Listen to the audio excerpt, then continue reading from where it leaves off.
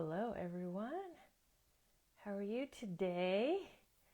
Hope you're doing well. I am Elizabeth Corey, and I'm the founder of BeatingTrauma.com.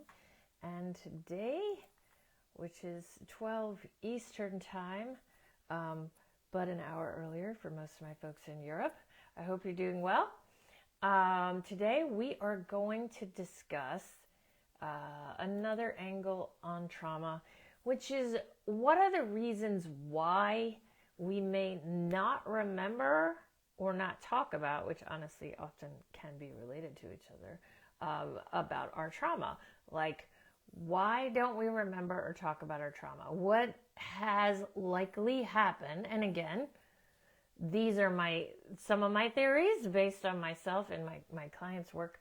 But also there may be many others, and you may have some here that you want to bring to the table, and feel free. I would love to hear from you all about what your experience is with what you discovered around why you don't or didn't remember or talk about your trauma. And then I'm also going to talk a little bit about what are some of the best things we can do to shift this pattern in us. I mean, I'll be honest, it's kind of an ongoing thing, right? So we're kind of peeling layers off of this as we go. So it's not that we will kind of flip a switch one day and suddenly be able to talk about all of our trauma or remember all of our trauma, but it happens in bits and pieces.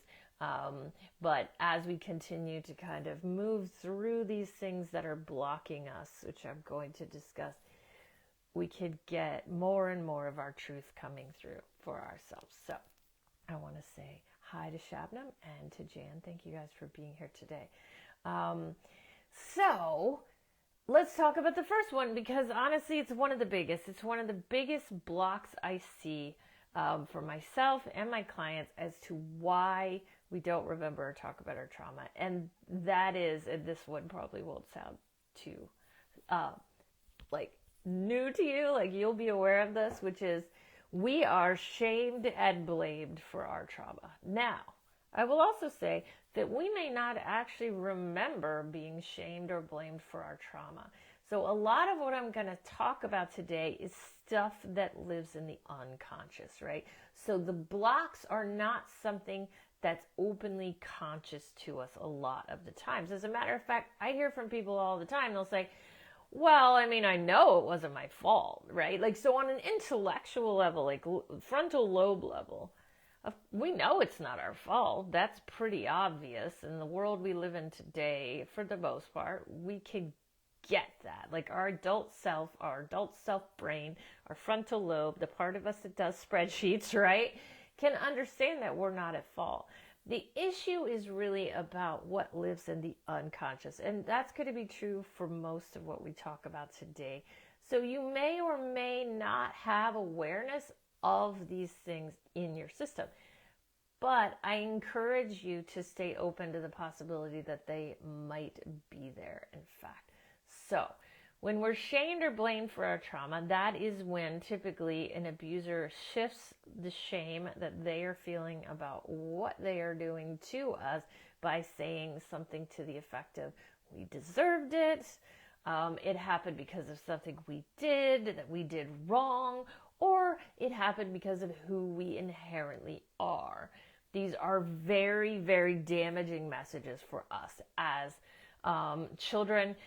They do, even if we think they're not, they do get shoved down into the unconscious, and they can have a pretty significant impact on our lives. One of the reasons as children that we are so open to taking on the blame for our trauma is because it gives us this false sense of control. And as children going through trauma, we sometimes need to feel like there's something we can do about it in order to survive our experience, like in order to just get from day to day, even if we haven't figured that thing out yet, just to know that maybe there is something is very, very helpful for us as children who are in an ongoing traumatic situation and can't get away from it. So we will often tell ourselves it's our fault and go, yeah, that's true. It is our fault. I believe that, because then we can also kind of give ourselves what I will call false hope that there's a way that we can change to make it stop. Okay, so we will take on that blame and shame. We won't reject it when it is given to us. One, because as a child, we're going to believe what adults say a lot of the time. But two, because it actually gives us a false hope that we need to survive our childhood. So that's all really important. So that's the first reason we do not remember or talk about it. Because if we're to blame, why would we ever want to talk about it? Why would we ever want to remember it? Why would we ask for help if it's our fault? There's a lot of kind of, tilted logic behind that. But it's what we understand. And so we have a tendency. That's why I really do kind of see the onset of social media in a lot of ways as bringing around the healing of so many people, because people are out there talking about what happened to them. So more people are sharing what happened to them. More people are getting positive-ish responses for what happened to them. It's not always that way, but on pages like this it is. So that helps us to release that shame and that self-blame for our trauma. So, I'm a big fan of social media. Maybe I'm the only one. But I think it has really good purposes, especially when it comes to finding our people, finding our supports and our spaces where we can share, and being able to release some of that shame that's in our system, right? So that's the number one thing I wanted to talk about today, about why we don't remember or talk about it. The second one is that we are told and may even be made to do things that are abusive in nature. And believe it or not, there is a highly strategic reason why our abusers do that to us. Because if they can get us to think that we're the same as them, like we actually are tied, like into this way of thinking, this way of living in the world, we are just like them, we're abusive too in some ways, then we're going to protect that abusive circle, because we're like, oh my gosh, I'm a part of it, so if I talk about this, I'm in trouble too. And that, a lot of times they'll put this sort of fear of authorities into us around this idea that if you talk about it, you're going to get in just as much trouble as we're going to get in. Now, generally, there can be as many scenarios or examples of what they will make us do. I could give you endless examples of that. But in the end, the goal is to make us think that we're just as bad as them. Like, that's the plan. All along, they want us to feel that way. And they generally, and even if we do something, let's say it's just childlike, it's just maybe we're frustrated and angry and we bully some kid in our second grade class, or we make fun of them, and an abuser could use that against us and say, look, you're just as bad as me because you did that to the kid, right? But also there could be things that we do that we are made to do, that we are forced to do. And those things make us also feel like we are now like them and there's nothing we can do about it. There's a lot of hopelessness involved in getting us to not talk about or, again, remember our trauma. So the next one I want to talk about is that we may, and mostly we probably did to some degree, speak up. So we may have spoken up or really tried our best to let people know that something was going on that was not okay. But what we experienced instead was invalidation, right? Not being believed, gaslit, ignored, manipulated. I could go on and on about all the ways in which abusive families can enable abuse by shutting down a child in these kind of ways. So the reason we're not talking about it is because we may have, and probably did, try at some point to get somebody to do something about our experiences.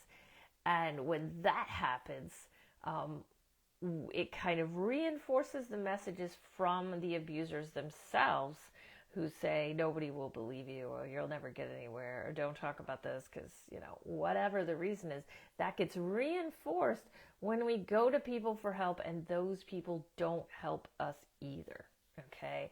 And so as that kind of mentality gets reinforced, as that belief system gets reinforced in our system as children, we get to adulthood and we have pretty much given up on humanity actually being there for us.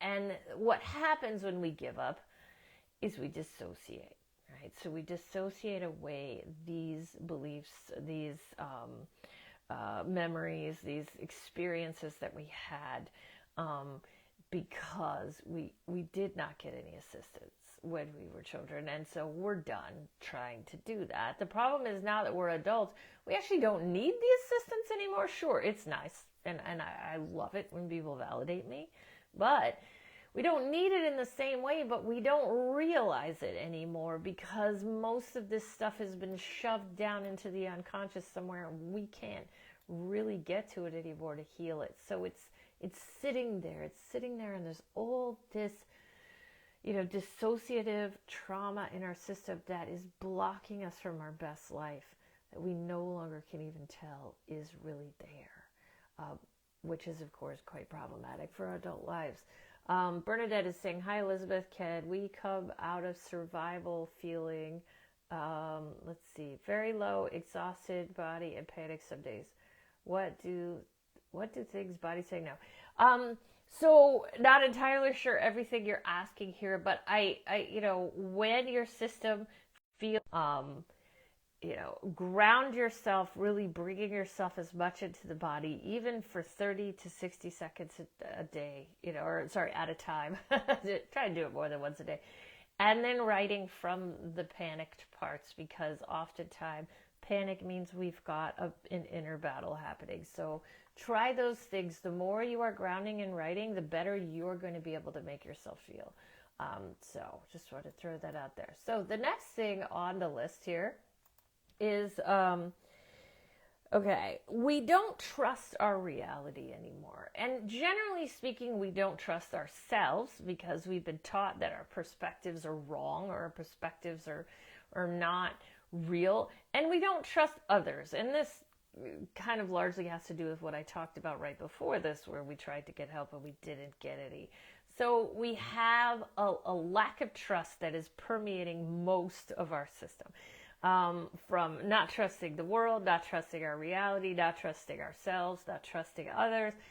And it makes it very, very difficult for us to speak up about what's going on in our system, or to even allow ourselves to remember the truth, because oftentimes we think we know the truth, we talk about the truth, we hear that we don't know the truth, and so we're like, okay, obviously my perspective about what reality is wrong in some way, is messed up, is not working. So we end up really just no longer believing ourselves. Now, again, this is a very unconscious process. Most of the time when we have memories that we have not retrieved, which, by the way, is most of us, okay? I just want to throw that out there.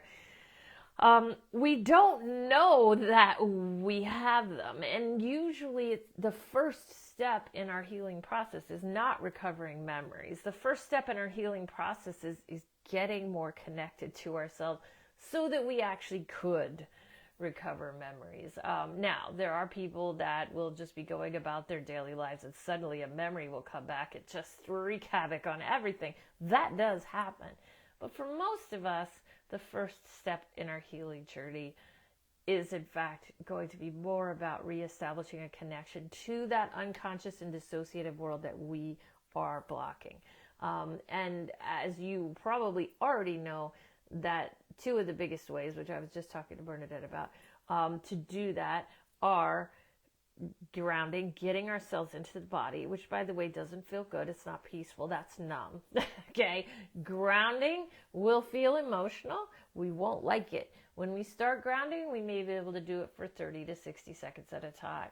But over time, we can hold that a little bit longer. The other piece of it is writing to and from self, letting our parts write their emotions so that we can get to know what we have been blocking, right? Which is key. So, and that sort of brings up my final reason why we don't remember or talk. We dissociate, right? So that's what we're talking about here. How can we get past that dissociative veil that gets in our way of understanding what's really going on in our system? When we are dissociating things, which again, this is where memory repression can come in. This is when we can actually not really fully engage on a daily basis, even as adults. There may be things we don't remember that happened to us now. And typically those are triggering things, not surprisingly.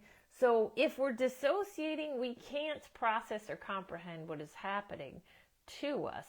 Or what did happen to us, depends on whether you look at this from childhood or adulthood. And so we can't find support from what we are hiding from ourselves. That's just the bottom line around how dissociation works. So unless we know what happened to us, we can't heal it. We can't get support around it. We can't talk about it. We have to start with the remembering, with the awareness of what our experiences were. And so what are some ways that we can do that? So this is sort of the second part of my live stream today, is to talk a little bit about how we can do that, and really begin to break ourselves out of, I'll be honest, like it's like a dissociative jail. When there are things we don't know about, we are really blocking ourselves from our best self, but we're blocking ourselves from entire aspects of self that we're afraid of. And those things, while they may not look on the surface as our best self, as we heal and ground those aspects of self, we get to our best self. Like we can't get there without them. We can't live in this world while an entire section of self has been shoved away into the unconscious. We can't live our best lives, because as we heal that, it brings in strengths we may not have known we had. We may know we have them. Maybe we just can't access them. But we have to heal that dissociated part of self, or parts generally of self, in order to fully become who we're meant to be, because we took those parts and we put them away. They were not acceptable for whatever reason, or they just hold so much trauma we can't look at it, right? So what are some things we can do? The first thing is we can work on providing compassion to ourselves. Now, sort of what I was just talking about with the fact that there are probably some parts of self in the unconscious that you don't want to see. You don't want to get them back. Maybe you were told as a child that particular way about you, that characterization of you, that particular strength was not acceptable. Right? And a lot of times we are told that. So we have to be willing to give compassion to every part of self, right? That's really hard when we have our defenses, our defender parts coming in and saying, you know, that part is irresponsible, that part is a monster, that part is, you know, the world will never understand that part, or that part is bad, inherently bad, right? That's not compassionate, as you may have already figured out.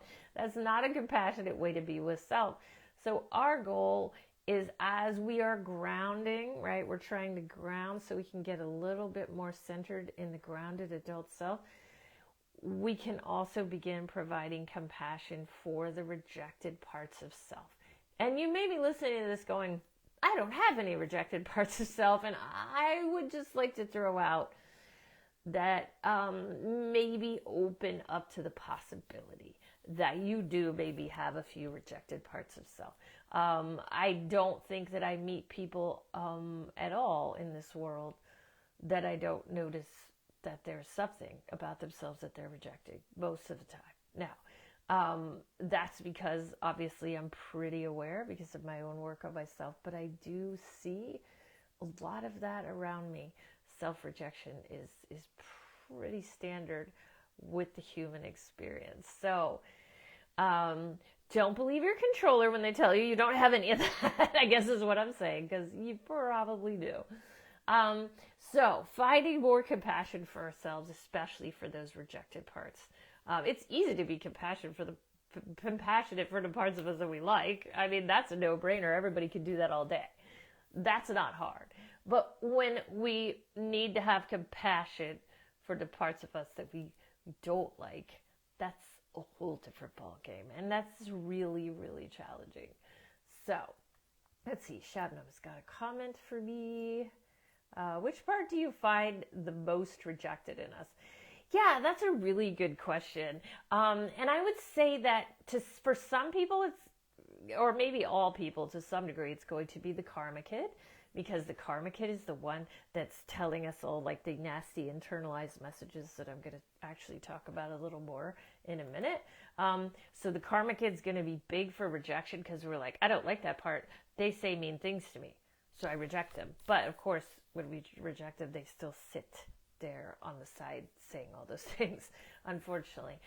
Sometimes we reject freedom fighters. So these are parts of us that are highly authentic and oftentimes experienced rejection when we were a child. So we will reject those freedom fighters because they feel scary to our defenders. And then the other one is the love seeker. The love seeker is such a vulnerable part in our system. They are very much like a child. Not surprisingly, they're looking for love. And yes, like the country song says, it is often in all the wrong places. So this part has a tendency to get rejected by the other parts and put away because they can, unfortunately, put us in some really dangerous scenarios. I mean, they can, in their search for love. So those are going to be some of the big rejections. But, I mean, this can get very, very nuanced because we can block even like one little gift. When we find that gift again, it could just make everything make so much more sense. So the next step I want to talk about here is that we need to believe ourselves. Oftentimes when we were growing up, we were not believed. So believing ourselves is one of the biggest paths to healing that we can take.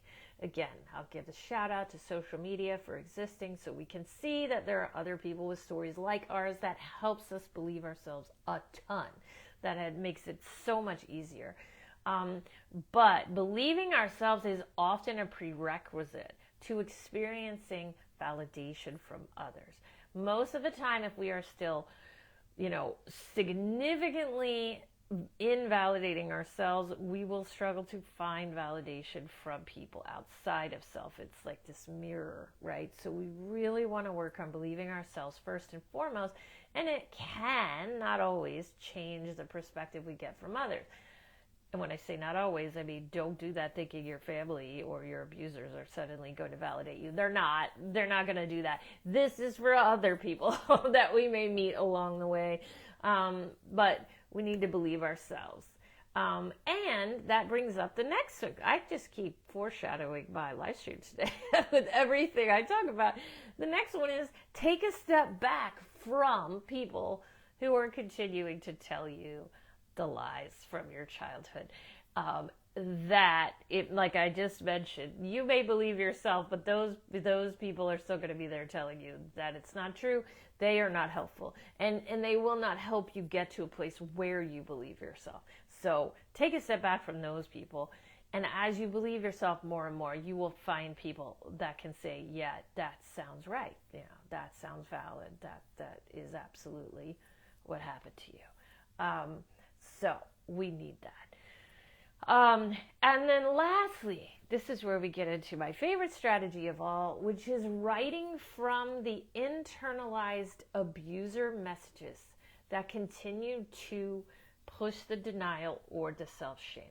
Okay? There are two parts that are largely responsible for these internalized abusive messages, right? The first one is the controller. The controller is the one that continues to gaslight you.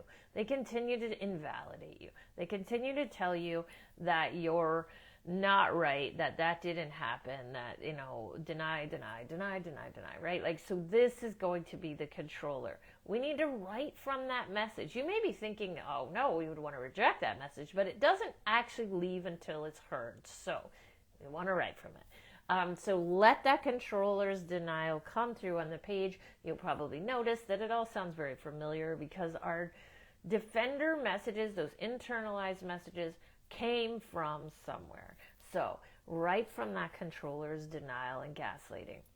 And then second, write from the karma kid's self-shaming. So when the karma kid is saying, nope, all your fault, all your fault, all your fault. Again, hard to get to that message. Oftentimes the controller blocks it, but as you write from the controller, you'll hear that a little more clearly. We want to write from those, specifically those two themes, to kind of get ourselves started with bringing more compassion, more self-belief to the table, so that we can in fact start remembering and talking about our story to people that are helpful, not just anybody, but people that are helpful in our healing process. So that's what I have for you guys today. I hope you found this helpful. Thank you for your comments, and thank you for your contributions and for listening to me today. I look forward to talking to you again next week, when the conversation will be happening at my normal time for everyone. I know the Europeans that are here today are paying attention to what's going on with the time changes, which I'll be honest, they almost caught me off guard this week. So thank you for being here, and thank you all. And I will talk to you again next Tuesday, same time, 12 Eastern Standard. I look forward to speaking with you then. Thanks. Bye.